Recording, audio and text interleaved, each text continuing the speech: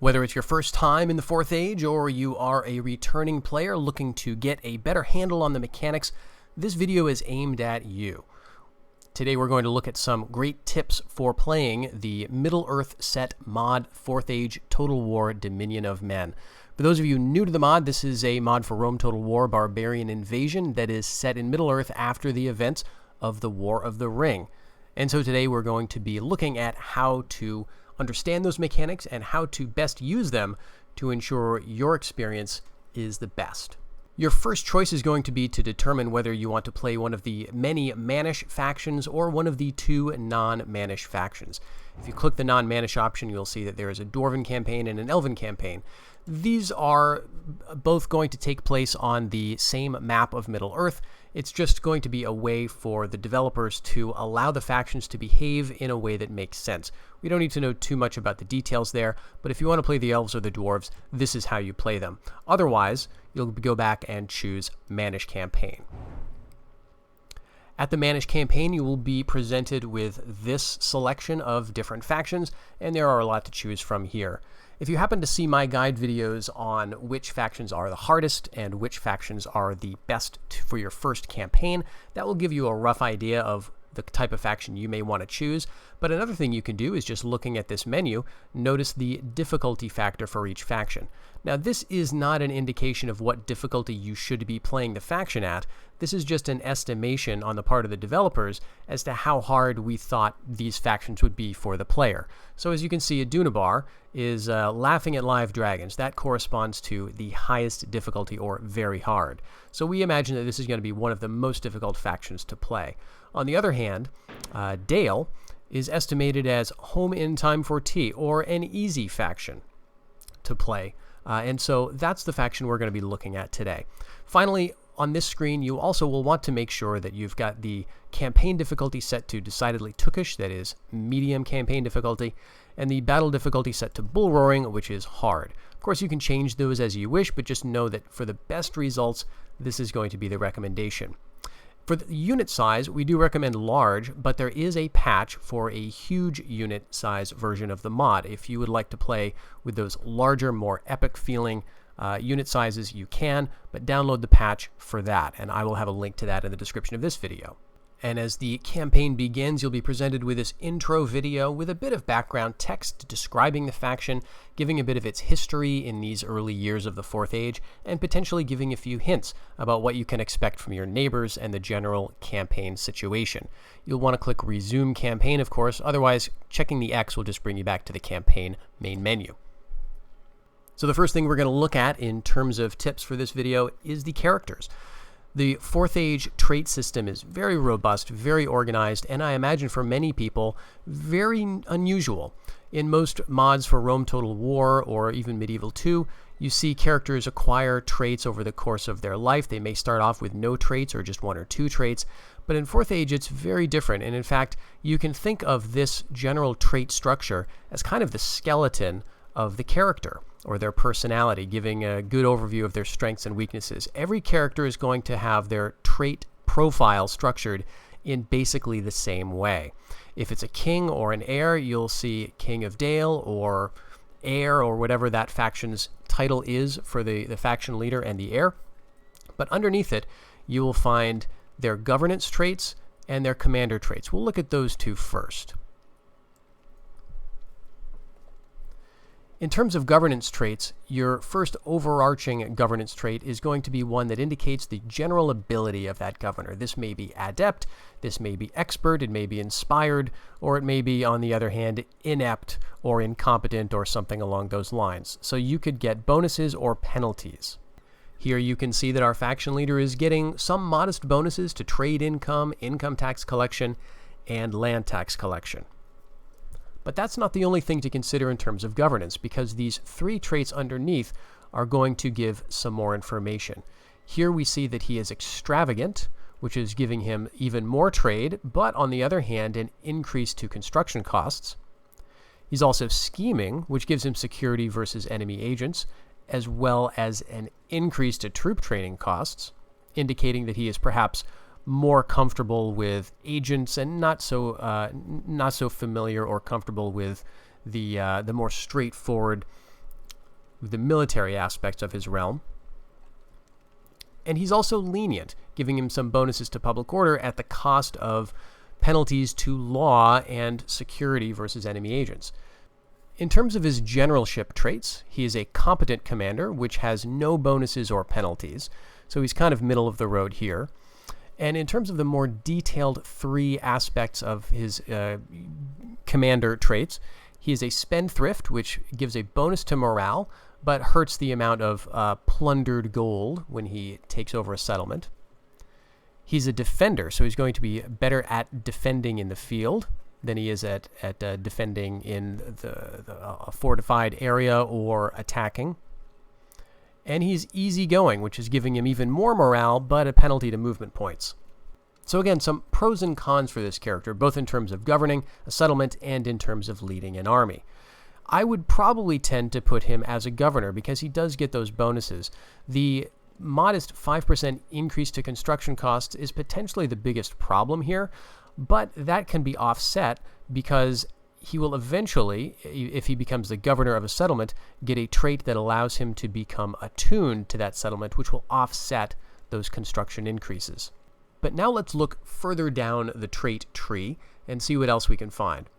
So right underneath the commander traits, we have the race traits. Of course, he is a man, and since men are kind of the default position in this mod, he's not going to get any bonuses or penalties associated with being a man, as opposed to an elf or a dwarf or a hobbit. Those other races do get various bonuses and penalties in their race traits, but men do not. Underneath that, we get some subculture, subfaction, alignment, and age-related traits. In terms of subculture, every faction in the mod has multiple subcultures, usually 3 or 4. He, our faction leader, is a barding, so he is descended from the people ruled by King Bard. Bardings are skilled traders and inventors who often turn their craft to building, though they are resentful of heavy taxes. So as you can see, he gets a range of both bonuses and penalties. He gets some good bonuses to trade income, that decrease to construction costs, which is enough by itself to offset the 5% increase from being extravagant. But he does get a negative 5% to income tax collection. That's not too big of a deal. Bardings make pretty good governors on the whole. It also should be noted that these subculture traits come in several different varieties. What we're seeing here is kind of the most common variety, where there's a mix of bonuses and penalties. In some cases, though, you will see family members who have only the bonuses of their subculture, or only the penalties. Underneath the subculture, we see the subfaction. Our king here is of the House of Girion, Lord of Dale, at the time of Smaug's invasion, so he still maintains that bloodline all the way back to Bard the Bowman and way back into earlier history than that. This does not have any particular effects, the sub-faction trait or the house or tribe trait, depending on what faction you choose, but it does have the impact of affecting how he is related to other family members. If we look, for example, at this family member stationed in Hjorth, just up the road a bit, he is not a barding, he is a woodman from a different subculture, and as such, he is from a different house, the House of the Dark Glade. Because of that difference in terms of subculture as well as subfaction, he is going to be less loyal potentially to the faction leader. He's not going to have as high an opinion of him. That's something we'll talk about shortly. Every subculture, for example, a barding or woodman or whatever, has multiple houses or tribes or whatever the case may be. So every subculture has multiple sub-factions. So it's possible that you could have a barding who is of a different house, and as such, he may have a modest dislike for someone for a king who has a different house. The third trait we're looking at in this category is the alignment trait. In 4th Age, we have basically 3 alignments to be concerned with. We have Ways of the West, which is kind of the default good guy alignment, so to speak. We have Ways of Darkness, which is kind of a native resistance to the Dunedain, you might think of it that way. And we have the Ways of the Shadow, which are the clear supporters of this new shadow cult that is arising in the 4th Age. Here, we have our king who is a patron of the West. That's giving some conversion, which functions exactly like it does in vanilla Barbarian Invasion. This also factors into what people think of their ruler. And so a family member who is not a patron of the West, who is perhaps a follower of the shadow cult, is not going to like a king who is a patron of the West very much. There's not a lot that you can do to change what alignment your family members follow. For the most part, it will make some sense. For example, we're playing Dale. You can expect that there's not going to be too many Ways of Darkness followers or Ways of the Shadow followers here, but it can happen. And because this is the Fourth Age and the shadow cult is a rising threat, you will see a few family members who follow that route. One thing you can try to do is station them in a settlement with a high-level building that has alignment that is Ways of the West aligned. And so we'll talk about that a little bit when we get to the buildings section of this video. And finally, we have the age trait. You may notice that there is no age number given here in the mod for any of the characters, elves, dwarves, men, whatever. And that's because due to the restrictions of the engine, we can't have some characters who are immortal. So in order to avoid stretching disbelief, we've hidden the ages of those characters and instead represented a range of ages to give you some sense of how old the characters are getting. Elves and dwarves will still quote-unquote die at the typical ranges that you would expect men to die, but instead of dying, they are represented as going off into the west or something along those lines. Our faction leader here is middle-aged, and for men they get a broad range of traits related to their age. As they get older, you can expect them to suffer various penalties. As they're younger, they get various bonuses for the most part. And so this is also not only a way to tell you roughly how old the character is and how soon he may die, but also gives you a sense of when you might want to stop using him as a general because he may be getting some penalties to fighting in battles. Middle-aged is pretty decent, so we don't have to worry too much about risking him in fights. Underneath the age and the race-related traits, we have this triple category that has to do with the character's personality and mindset, so to speak. So we have what are called internally vitality, intelligence, and charisma. The first that you can see here is lazy. Our character, our king here, is lazy. So he can be either lazy or energetic. Now, he's lazy, so that means he's going to be less good in a fight. He's not going to have as many hit points as an energetic character. He's not going to have as many children as an energetic character, and he's not going to have as many movement points. So he's probably best suited to being a governor and running a settlement. In terms of intelligence, our character is intelligence rather than unintelligent, so that's good. And this also allows him to increase his other skills more quickly. So even though he is only currently an adept governor, because he is intelligent, this trait is likely to increase. And over the course of his life, if we leave him in the settlement, he is likely to become an expert governor, maybe even an inspired governor, and see corresponding increases to those bonuses. With regard to charisma, this has to do with settlement, happiness, morale, and so on. So he is charismatic. That's a good thing. That's going to make him a pretty decent leader, whether we're talking about on the battlefield or in a settlement. So these traits are important to consider. I would say that for the most part, intelligent is what I look for. If I'm deciding if someone is going to be a governor, I not only look at their governance ability in terms of whether they are adept governor or competent or a poor governor even, but I also look at their intelligence. If they are intelligent, then I am more likely to put a poor governor in place as the leader of a settlement because I know that over time he's going to get better. Nearing the end of the trait list here, we have a few other categories. The first one is basically how good the character is at fighting.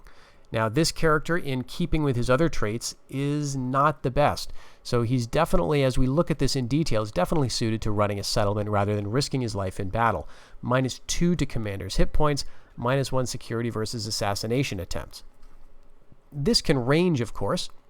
You can have fighters who are excellent fighters who are built to be in the thick of it. Unfortunately, this character is also unwise. Now, this, of course, can be a wide range. You can have characters who are learned, characters who are very learned in lore, and that gets them lots of bonuses. Here, unfortunately, our king is facing some penalties.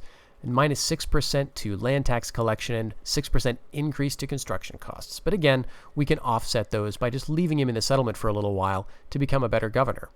This politics-related trait indicates basically how the public order works, and so this is generally less of an important trait in my view. You can usually work the public order in a settlement so that even if you have a character with not the best politics trait, you can usually overcome that to some extent. As we can see, even with an unskilled politician trait here, the City of Dale is looking pretty happy as indicated by this green face. And then finally, we have this supply trait, indicating that there's no penalties, there's no bonuses. If we leave him in the settlement for another turn or two, he will be well supplied, which gives a +1 to troop morale. But as he gets out into the field, especially on enemy territory, starts laying siege, gets far from home, gets on less fertile land tiles, he's going to suffer various penalties as his men lose that levels of that supply trait. All right, so here I have advanced the campaign 2 turns because that's how long it takes for a lordship to be conferred upon the governor who is residing in a settlement. You leave him in the settlement for 2 straight turns and he gets the lordship. He has not yet become attuned, and this is an important trait that comes with various bonuses, including discounts to construction and troop recruitment. The only penalty that is associated with it is movement points, but we'll see that shortly. In the meantime, it is worth noting that there are some other traits that we've picked up. In addition to being supplied, we have now switched over to well supplied, as I mentioned, but now we are under the weather. And so he's caught a mild illness, and so now he's got even fewer hit points and less movement points. So this again just solidifies the fact that he's not going to make a great commander. He can get rid of this trait by remaining in the settlement, especially if that settlement has like a healer or something along those lines. But speaking of buildings, this is a good time to switch gears and talk about that. There are several different mechanics in the mod that are handled by buildings, and so there's kind of a lot to discuss here. The first thing that I should mention is the project browser. This is an incredibly useful thing that tells you what you have built in the settlement, what you can build, what the various dependencies are. So I would definitely recommend making good use of the building browser for the mod. There are only a few instances where the building browser doesn't tell you precisely what you're going to get, and mostly I think that's limited to industry and specialization buildings. But even there, we tried in the mod to tell you broadly what you could expect down the line. But before we get into the various buildings you can build, let's look at some of the buildings that are going to be present from the very beginning. The first one I could mention is this rune symbol that's always going to be the first building in the upper left-hand corner of every settlement. This is just going to say 4th Age Total War. Right-click to get further information. And this right here is a very long read, but it's not necessarily meant to be read in one sitting. The idea is that this gives you some tips about various things you can learn about the mod, various mechanics that we'll be discussing in this video. And if you have any questions during play, you can just click this button and learn about things like the following. Provincial pacification and control. This has to do with how you bring newly conquered settlements into the fold. Penalties associated with overextending your realm. What to do if you are playing a Dunabar, Dunland, Harad, or Rune, and how converting to the cult will radically change your unit rosters. What cultural conversion buildings are and do. What Elven and Dwarven populations mean. They actually have a role to play even for Mannish factions, because if I were to say conquer Erebor, which is a Dwarven territory, I could not immediately train Mannish units there. I could not train Dwarven units either, so I would need to convert the population by building specific buildings. This tells you basically how that's going to work. Permanent forts. If you look, for example, right here, we have one that's currently under siege, actually. This is a fort that is essentially a settlement with very, very limited building options. Mountain holds are similar, but for orcs, and there is an example right here. You can learn about policies, which we'll be talking about in a moment. chief cities. We start off with one. Basically, every faction gets a chief city. This blue banner indicates that we're looking at a chief city. And basically, that means that the settlement here can build everything. Everything as long as it has the resources to do so. But there are no restrictions otherwise. Multiple recruitment conditionals. There are a few units that require more than one building. So, for example, the Mariners in the Reunited Kingdom need you to build up your barracks, but also to build up the right type of havens, military naval havens, to build that unit. Industries based on resources such as wine or fish or gems or wood or livestock give you different building options.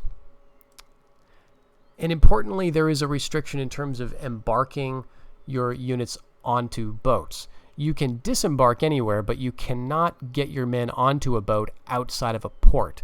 The only place that's likely to be a problem is on an island such as down here, or potentially here. If there is a settlement on this island in the middle of the Sea of Ruin, if you land your men here, conquer the settlement, and if you destroy the port for some reason, you would have to actually rebuild the port before your men could get back onto the boat. This is in some way to prevent you from just gaming the AI by landing a bunch of naval invasions down here, burning everything, and then leaving without needing a port. You need to keep the port in place. Fortunately, that's pretty easy to do. And there are 2 scripts associated with the mod, a forced diplomacy script and a peace with the dead script. You can read more about those. They're not really going to get into the scope of this video. The next building to the right is going to be the regional building. This is a book on a red background. And these are going to have different names and different stats depending on where they are. As the name indicates, this is a building that gives you information on the region in which the settlement is located. So here, Dale, we can see this building provides 10% law, 1% public growth population growth modifier, and is 75% ways of the West. It gives you also a bit of information about history, geography, and so on, as well as some developers' notes as to what settlements are canonical versus which were maybe introduced just for gameplay purposes, as opposed to being found in lore from the writings of Tolkien. One of the most important buildings is going to be your Dominion buildings. Here in Dale, we have Homeland Dominion already established, and you will have a Dominion building established in most of your settlements most of the time, with a couple of exceptions. But here, Homeland Dominion gives you a lot of law, it gives you a lot of good population growth, tax revenue, and so on. It's a way of indicating to what level the population is integrated into your faction. Homeland Dominion is going to give you the most benefits. Fiefdom Dominion is going to be kind of in the middle of the road, and Outland Dominion is going to give you the least. But each of those latter 2 options also give you some new options in terms of recruitment, because you may find in fiefdoms and outlands that you can recruit different types of units. Switching gears for a moment to a less well-developed settlement, here is Burn. In this settlement, we already have a lot of buildings constructed, but we do have some choices that remain to be made. The first one involves consultation. This is going to determine the policy that we can set for the settlement. If we look again at the project browser and look at this policy set of buildings here, we can see that we have 2 options or 2 levels. The consultation level, and that will allow us to build one of our 3 options. As Dale, we can either build open policy, financial policy, or military policy for any of our settlements. However, open policy is only available in a chief city. That's, in this case, we have one at the city of Dale. This blue banner here, again, indicates that we're dealing with a chief city that will allow open policy. Open policy, again, allows us to build everything. But in Burn, we will not be able to do that.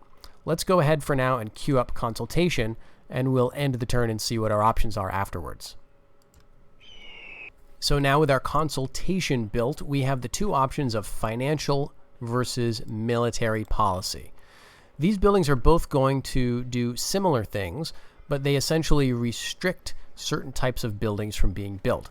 Financial policy is required for us to build higher tier markets, things like that. If we look at the building browser again, we can see that anything above tier 3 is going to require a particular type of policy. In this case, the merchant square requires open or financial. And of course, the great market also requires open or financial. On the other hand, military buildings like our barracks at tier 3 or higher is going to require either open or a military policy. So we have to decide, what are we going to do with Bern? Are we going to turn it into a financial settlement or turn it into a place where we can train our higher tier troops? How I usually like to make this decision is both by looking at the building browser to see what types of units are available in the settlement, what types of units are available in the neighborhood, and also looking at the provincial details scroll for some ideas about what the trade income looks like to determine whether those higher level traders are really necessary. This settlement details scroll is invaluable, and I use it all the time because when you queue up a building, it will show you exactly what effects you can expect. If I were to queue up the market here, this is a tier 2 trading building. This will tell me that I am going to see an increase of population growth by 0.5%, and I'm going to see a modest increase in trade income to the tune of about 25 or 27 or so. We're also going to see a bit of increased income due to administration going up. That may not seem like a lot, but keep in mind that we haven't acquired trade agreements yet with our neighbors to the south, and so that trade income would actually triple once we get those trade rights, or if we conquer the settlement ourselves. And other settlements are going to provide higher levels of resources and things that would see this market much more profitable. On the other hand, some buildings have costs associated with them, and that's something you want to consider when you're developing a province. We could train muster fields here. We already have a control post, which allows us to trade our basic barding militia here. But if I wanted to, I could go for the next level of muster fields. That would allow us to train a whole host of other units. Dale Watch, longbowmen, mounted units, but it would incur some penalties. Now, because of the way the game is coded, it doesn't show up on the settlement details scroll, but we will take a land tax penalty. And that is indicated here by this negative number. So there will be a modest, it's not going to be 20 gold pieces, it's going to be a modest penalty. So there's 14 we're losing from the control posts, and we would lose a little bit more by building the muster fields. It's probably not too much of a loss that it's worth us not building this building for all the stuff that we get out of it. So even if I were to go financial in Bern, I still might queue up this muster fields building anyway, even though there will be a bit of a cost associated with it. Another building type that you will have to make a decision about is the industries. And again, industries are keyed to the resources that exist on the map within the various provinces. If we look at Esgaroth, for example, we have 2 resources that exist on the map. We can go to the trade summary scroll, and we can see that we're trading some wine and we are trading some fish everywhere, but we're getting some imports of livestock, horses, and timber from various other provinces. The 2 resources here are both going to allow us to construct some different industry buildings. We could, on the one hand, go down the animal husbandry and fishing rights, or on the other, we could go for estates and farmlands. These are mutually exclusive. Any settlement can only pursue a single industry. So we have to decide which is going to make the most sense. Wine is a very valuable trade resource, and so I would be inclined to go this route. If you right-click the buildings here, the different industry charters or whatever they are, then it will give you some indication of what you can build depending on what the resources are. I would again go with wine, but it's worthwhile noting that some of these resources give you different benefits. It's not just a matter of making more money. With fish, you can eventually build higher tier fishmongers, and that will increase the population growth of the settlement. So if we look at the industry buildings here, and you can see that these change and appear in the project browser based on where you're clicking it. At the second tier of the fishing industry, where it says, where a fishmonger exists, fish markets may be developed to establish a thriving market for fish to be sold, as well as increasing health in managed provinces. So health not only increases public order, but also increases growth. So that can be useful to know. On the other hand, wine at the highest tier of industry buildings is going to improve let's see, where is it? Grand Wineries. It's going to allow even more trade income as well as happiness to the settlement. Different industries are going to do different things. A very important one to note if you're interested in lowering construction costs is timber. You can find this in Hjorth, which is right to the northwest of your capital. There's a timber resource here, and the construction charter would allow you to gradually build those buildings. Many factions in the Fourth Age Total War have this option right at the bottom of the project browser, Settlement Specialization. This allows you to customize the province with buildings that develop selected factional strengths.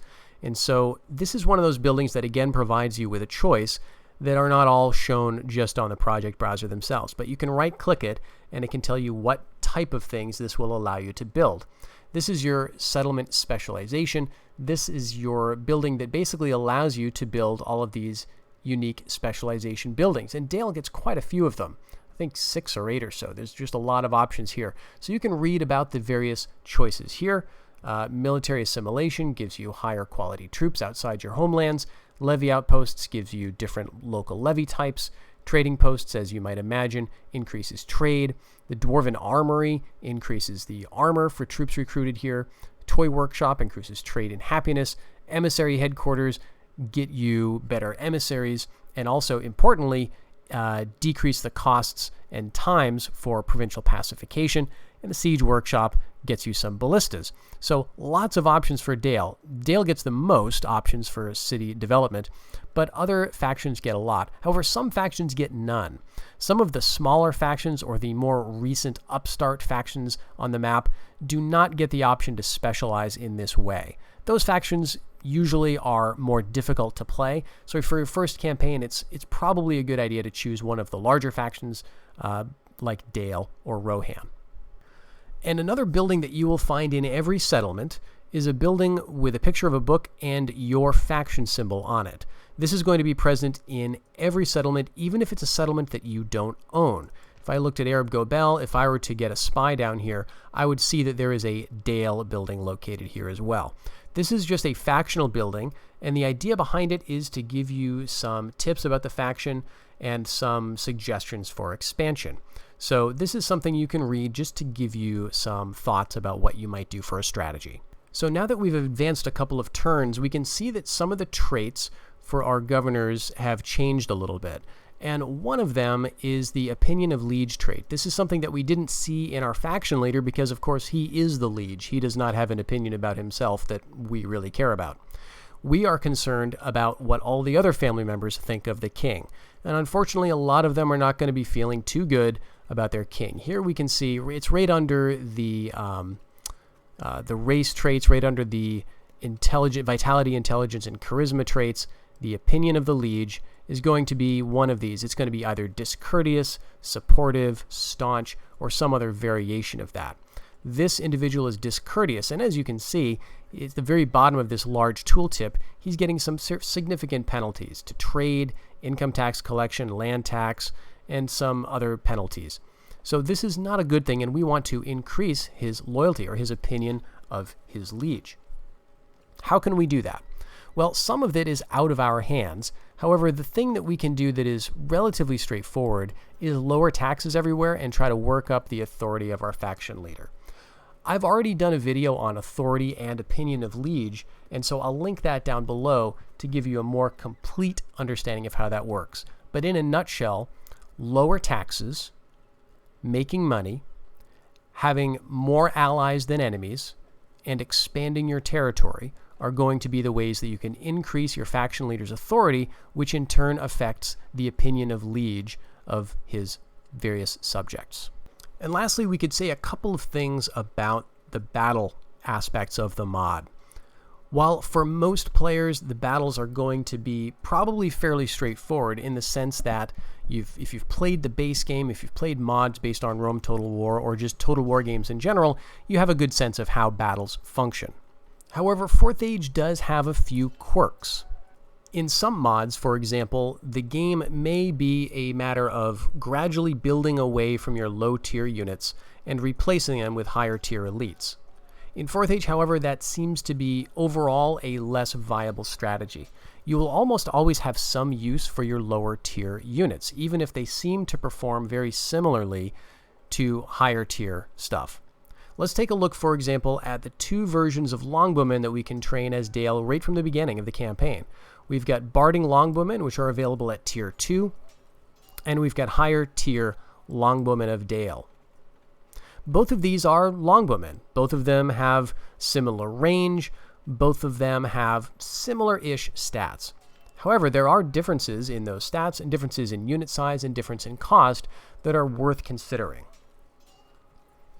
Barding Longbowmen have 60 men per unit, an upkeep of 120, and a range of 175 yards. On the other hand, Longbowmen of Dale have only 50 men per unit, higher upkeep, and slightly lower range. This means that although the Longbowmen of Dale are technically superior in terms of their other stats, they do have some disadvantages on the battlefield compared to the lower tier unit. Generally speaking, it's preferable to get a lot of arrows in the air rather than getting a few very good shots. So one thing to remember if you're building an archery-focused army is you want to get a lot of missiles out there. And one good way to do that that's fairly cheap is by training some of your lower tier stuff that's going to allow you to keep them in the field longer in terms of the upkeep cost, and usually allow you to get more arrows in the air. Higher tier Longbowmen, or archers in general, typically have higher defense stats, significantly higher in some cases, and may even be decent hybrid units in terms of being able to fight in melee. And indeed, in a lot of the battles in the 4th Age, you may find that archers, foot archers in general, are not exactly pushovers. So it may be worth mixing in some of your cheaper, maybe larger unit size, lower tier archers with a few of these higher tier, more robust archers, just to allow them to potentially fight in melee, to deal with flanking, and to potentially resist the counter shots of other enemy ranged units. Similarly, when it comes to infantry, you do get a couple of spear units as Dale for your first tier militia to your high tier black spears, and there is a massive difference in terms of upkeep cost, in terms of effectiveness of these 2 units. But again, that doesn't mean that you'll never train Barding Militia once you can train black spears, because a cost of 480 per unit is pretty hefty. Although Dale can certainly support it, you'll definitely want to have some Barding and Militia around for garrison duty. In general, though, missiles, ranged units tend to be very powerful in the 4th Age, so don't discount them. If you see an army coming with a lot of skirmishers, with a lot of archers, don't think you can just charge your cav in and quickly rout them necessarily. They may be better fighters than you can expect, and they may just obliterate your army before it can get close. On the other hand, you can use those same tactics to your own advantage. So if there's ever a choice as to whether you should train a unit of spearmen versus a unit of archers, if you're really feeling the pinch financially, you're going to get a lot more kills out of the archers typically than you will out of those spears, assuming all other things are equal.